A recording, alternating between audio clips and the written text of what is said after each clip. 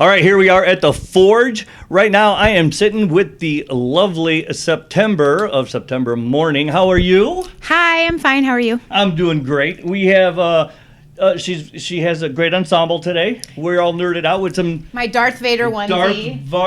Darth Vader onesies. that is better than her, costume on stage. That is a lot better. I wish I could wear this on stage. It's so comfortable. Is it really? It's like, oh my God, it's warm. It's comfortable. It's not constricting. Yeah. But, okay. You could just relax. I just relax, let my stomach hang out. Be all like, yeah, baby. But that's not how it is on stage. No. Yeah. No. So I want to touch on real quick, because everybody knows your music. Mm-hmm. Everybody knows the video and everything. But I want to touch on your background a little bit. All right. Your bio says that you used to go into the basement and find your dad's comic books. Yeah, that's how I got into comic books. It's right. I lived with my grandparents for a period when I left home when I was 12, and I lived with my grandparents for a bit. And they had a bunch of big boxes of comic books that were my father's that were down in the basement, and I used to go through them and just steal a couple that I liked and read them and stuff like that. And I got really into Batman and Deadpool and like a couple of different characters like that. So that was what I did. That was what you did. Now it said your favorite ones was, of course, with the DC and the dark, kind of like the dark side of that. How did that? How did you take that and come up with September and your ensemble now? Well, I mean, it's just natural progression of life, of things that I've been through. And I mean, I've always been kind of fascinated with death. Like it's been an ongoing sort of theme in my life. Yeah. To be surrounded by a lot of death. But I mean, that's kind of unfortunate, obviously, because nobody wants to be surrounded by death. But death is a part of life, so it is kind of like what we all go through at one point or another. Yeah. I was kind of, a little bit obsessed with like what happens after. That was like a thing that hit me at a very young age, and I think because of that, it kind of became this ongoing theme throughout my life, and so I thought I'd solve the crazy question myself and write a book about it. So I did that. And that became the character, and that became my artistic output of all this childhood trauma. I mean, September Mourning is very much therapy for me. So, that's cool. Well, music is therapy. Yeah, I think I think it's therapy for a lot of people. And I think that's why it touches a lot of people, is because it's very therapeutic. Yeah. So if you want therapeutic music, go listen to our band. Well, that's what your song and video, it's about the love and the unconditional love that's out there, plus expectations. Which video are we talking about? I see now. I just have a brain lock. The newer one. Overdose. Yeah. Overdose. I don't know why I couldn't remember that. I'm getting old. It's okay. It's all good. But Overdose. It's about love, the unconditional, and what you expect and how you expect to. Yeah. And then it also brings in the other person's view of that. How did I mean, that's kind of deep when it gets into emotions. Where did that come from? It's very deep concept. Well, I went through something very similar to that, and so I just wrote a song about it. Yeah. It's like all my songs come from either personal experiences or my friends' experiences, or it's great because September is this Reaper human hybrid, right? And she takes these souls, and every time she takes a soul, she gets everything that they've seen, heard, felt in 3 seconds, their whole entire life. So I did that. When I thought about the concept, I was like, I need something which will give me freedom to write whatever I want to write. And in order to do that in a comic book setting, this is the only way I could have thought of doing it, of having this character that goes through everything everybody else has ever been through, and can write about those things, because she's experienced it, not herself, but through this osmosis that she kind of has. So because of that, but Overdose, to make a long story boring. Overdose is about a personal experience that happened to me where I felt something, and sometimes your version of love isn't somebody else's version of love, right. and like the way you love you can't expect other people to love you the way you love other people. Right. That is the recipe for disaster, and I think that a lot of relationships end because other people's expectations of how to love them, or your expectations of how you should be loved because of how you love, is kind of annihilated in the relationship. And when that happens, everything just falls apart. So Overdose is about like realizing that, you want all of this. You want this depth and swimming on the deep end of the pool, but the other person might not be able to swim on the deep end of the pool. Maybe they're stuck in the shallow water, and that's how they love, Okay. So like, if you realize that in life, and you realize that, okay, well, this is how I love, and this isn't how this person loves, so it's not a match. Like, you need to find your person, that person that will love you the way you need to be loved. So right, gotcha. No, therapy, I'm telling you, it's all about therapy. All about therapy. All about. Everybody says. I need to write a book. Says, well, you do have a book, and I wanted to ask you about that. But everybody says music is therapy. Mm-hmm. I mean, it is. It does help a lot of people. But the book, you have your entire, which says the entire collection. Up, the complete collection. The complete collection. Well, so far, yeah. Well, yeah, up until now. Yeah. But it says that, and there's a lot in there. I mean, there's photos of you. There's characters of you, and then it has. Well, it's the comic books. It's the 4 issues of the comic book that came out with the four story character story arc for September, and it's a very self-contained book that goes through her sort of like transition period, when she already became this Reaper, but she doesn't really remember anything and doesn't really know her purpose. Okay. So she meets this girl, Claire, and Claire kind of is like this weird visionary that's actually blind. She's blind in real life, but she can see dead things and Reapers and read Reaper language, and anything that has to do with death and destruction she can really see. So she's kind of this weird sort of character, and by the end of the book, you kind of figure out who she really is. But I'm not going to spoil that for you if you haven't read it. But it's an interesting read. It goes through their kind of like plight through different sort of like circumstances that they have to get through, and then battling like fate, which is personified in the comic book as the big bad, and like what they have to do with that, and it becomes this epic battle between the living and the dead, which is really cool. Yeah, I was looking at it and I was like, this might be a good read. It's a great read, yeah. And I'm not just saying that because I wrote it, but as far as comic books, I mean, I think it's fun. It's it's a little bit of like nostalgic for the comic books of yore, like. Yeah. Because I guess I grew up like with those, like sort of Buffy the Vampire Slayer sort of feeling comic books and things like that, that have a little bit of like teen angst in them or whatever.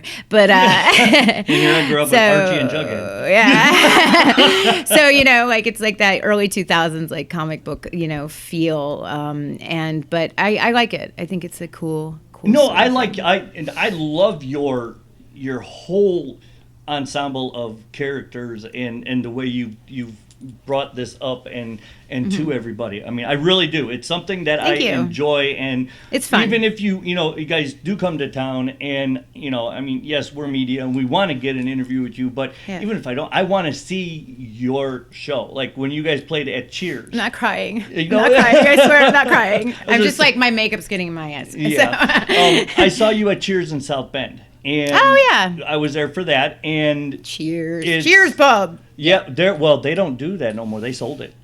That doesn't surprise me. That's a whole another ball of wax. Yes. We're not going to talk about that right now. Yeah.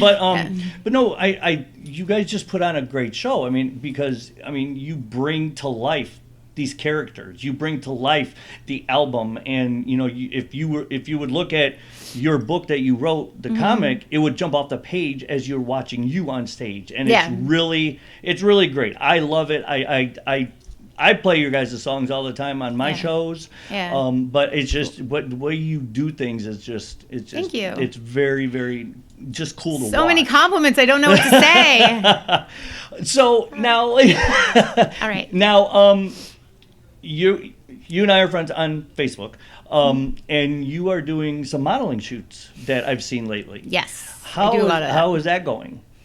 It goes. I mean, I don't know. I mean, are you getting, are people calling you say, hey, let's do this? Or? It's more like it's, like in today's day and age, I mean, I don't model like professionally really anymore. I used to do it like years ago. I did a lot of stuff for Draven Shoes, which is like a skate company, which, like they sponsored Warped Tour a long time ago. Yeah. Like mid 2000s, late 2000s, early, like that sort of thing. I did more like mainstream modeling stuff, and like I went to Japan and all this sort of stuff. But now I kind of like just do what I want to model. Yeah. Like I'm just like, because that's not really my form of income. It's like, oh yeah, if I get paid for it, sure, that's cool. But now I have a Patreon that's online. It's patreon.com/Emily Lazar. Shameless plug right there for me. Anyway, so you can check out that site. But I put on like a bunch of different like modeling shoots just for the Patreon. But also I get, hit up on Instagram a lot from different companies that are like, will you shoot my stuff? Da, da, da, da, da. And I'm just like, yeah, sure. Like, I mean, if I like it, I shoot it.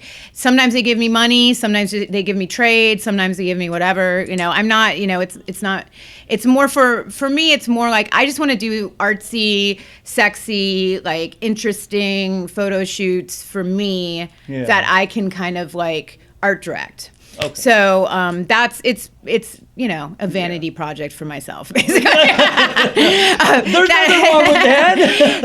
that I do through Patreon, and like all my fans like love it, and they think it's fun, and they like seeing all the photos, and there's a lot more on there that you can't get on Instagram or Facebook or anything like that, and then I also do podcasts on there. Okay. And I do Q&As. I do a lot of Discord hangouts, if you know what Discord is. It's kind of like a lot of gamers use it as like a way to talk to people and stuff like that. Okay. But like it's like a whole sort of interface for your computer and stuff. But so yeah, I do Discord hangouts with everybody on Patreon, and we talk for like an hour or something, like every other week. And I just like, it's a way for me to know my fans better on a personal space, not like Facebook. Facebook, there's so many people on it. Like sometimes I see a message, sometimes I don't. Yeah. Like, people that really support like what I do and like really know me usually are on my Patreon. And so it's a smaller community, and I can be a little bit more intimate with those people. And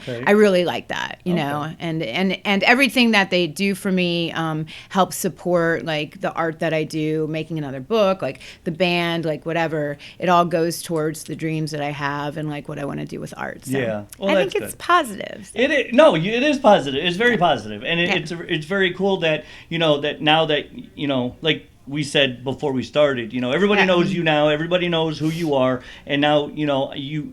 Because I started seeing pictures of you, and I'm like, wow, she's doing this without makeup, and she's doing all this stuff, and it's really cool that that you got all this out here now, and I mean, I had all that stuff, before I did September Mourning, and like like I said, I did a lot of modeling before September Mourning, but like then I did September Mourning, and a lot of like people in the industry were like, oh, she's doing the makeup thing, and that's like who she is, and it's like, no, I don't put on makeup because I'm really ugly. I put on makeup because I basically, like, it's so funny. I was talking to my friend Tim Martinez, who's in New York City, and he's known me since I was like probably that tall, little baby. And Tim was like, it's really funny because he knew me in the as I was growing up in New York, and and when I kind of like left home, and like when I came back to the city and stuff like that, and I'd hang out with a lot of the drag queens and the like LGBTQ community, and I hung out a lot in that community. Not I'm straight, but I just kind of like, that community is so artistic, and it's like crazy how much artistry is in that community. So I kind of like vibed with it really easily. And so a lot of this is like female drag, basically, and so Tim was like, yeah, you're like a drag queen on stage. And I was like, wait a minute. And I was kind of like scratching my head or scratching my wig at scratching my wig going, am I? Like, what's the tea? Oh, wait, yes. Like it's like, and then I'm thinking, he's kind of right. Like I kind of grew up in that community. So that's like what I saw from a young age. So like for me to become this is pretty like obvious in a way. Like, I mean, I didn't think it, but then Tim's like, yeah, honey, you're a drag queen. And I was like, oh my God, I am. You're right. Oh my God. It's so fabulous. Anyway, but so when he said that, it kind of like rang a bell upstairs, and I was like, that's pretty cool. Yeah, it is. And I like that. Like, I mean, I'm a huge fan of drag, and I'm a huge fan of RuPaul, and like, Dragula, and like all of the shows or whatever that are coming out that kind of celebrate that culture, because it's really amazing if you know that culture, because I know some queens that like don't have any money, that are like living practically homeless, but they come up every Friday night and they have a fierce outfit on that they made with duct tape, super glue, this chord from this piano that they found on the street, and it's like the most amazing costume you've ever seen in your life, and you're like, how much did that cost? And they're like, yeah, nothing, because like I literally made it from like I literally dumpster dive for everything. But that's where real creativity comes in. It doesn't come if you have $1 million and you can make an Iron Man suit. It comes in where you don't have anything and you make something beautiful from it. Right. That's when you know you're creative, and that's why I think that culture is amazing. So, yeah, I don't know how we just started talking about drag queens for like 20 minutes. I don't know, but I was to say I used to work in Mishawaka, South Bend, built H2 Hummer plants, and all these girls kept telling me to come out, and I'm straight, I'm not gay, but they're like, you got to come out to this, you will have a great time, because I like to have fun. I don't care what it is. A lot of my straight male friends love going to the drag shows. They love it. We went to this place called the Seahorse. It's no longer there, but it's a lesbian, and they're either guys dressed up as women and women dressed up as guys, and they do a huge production of different, and it was just so much fun. So much fun, and it's and nobody cares. Nobody cares. But see, that's the thing about that community, which is, it's so ironic to me, because that community is so like open armed to like everybody. Yeah. And like and then you have these people that hate on the community because they just are whatever they are, and in their side, their heart is decrepit and dying a slow death. And then they hate on this community that is so open. Like it's just like, they're so accepting of everything. And I think that I think that's another reason why I liked it so much, is because I needed something to accept me for like whatever the fuck I wanted to do, So like, I think that's what makes it beautiful. It was fun. We had a lot. We used to go every Sunday. You see my rainbow heart? It's a rainbow heart right there. It's a rainbow heart. She loves everybody. Yeah. Everybody. But I know you got to get going and start getting ready, so I do appreciate your time. I really do. Of course. Thank you for having me. And thank you for like letting us talk about the Emily side as well, and your modeling and all that. And it's, check out her Patreon, is it called? Yeah, it's patreon.com. Patreon? Patreon.com. Okay. / Emily Lazar. Okay. And check that out. And I will check it out, and come support. I am. I'm gonna join. I'm going to. My son's a huge gamer. Oh, he knows all about Discord. He can set you up on that. Yeah, I'll call him up. I'll say, Anthony, come over. You got to hook me up with this stuff, because I don't know what I'm doing. Yeah, he'll do it. So, and then I'll hook all the gamers know what that is. Oh yeah. So then I'll get on there with you, and I'll share your stuff, and get you out there for that too, and whatever we can do. I mean, anytime. Because I live in Northwest Indiana, and I tell everybody, if you guys ever need a place to stay, shower, want some real food, my address is on our website. Okay, that's awesome. Well, thank you so much. Yeah, we so appreciate much. it. So, all right, check it out. Tonight we are here at the Forge in Joliet, Illinois. September Mourning's going on later this evening. Got some other bands up there to probably starting here shortly. Yeah. But check them out. Go get her stuff. She's got all kinds of merchandise that you can get. You got to see some of the stuff. I got to get this shirt that says, what does it say? Death. What does it say? Death has always known who I am. Yes. Yeah. Yes. That's a lyric from Eye of the Storm. Yeah, that's one of my favorites. So, all right, we'll see you guys later.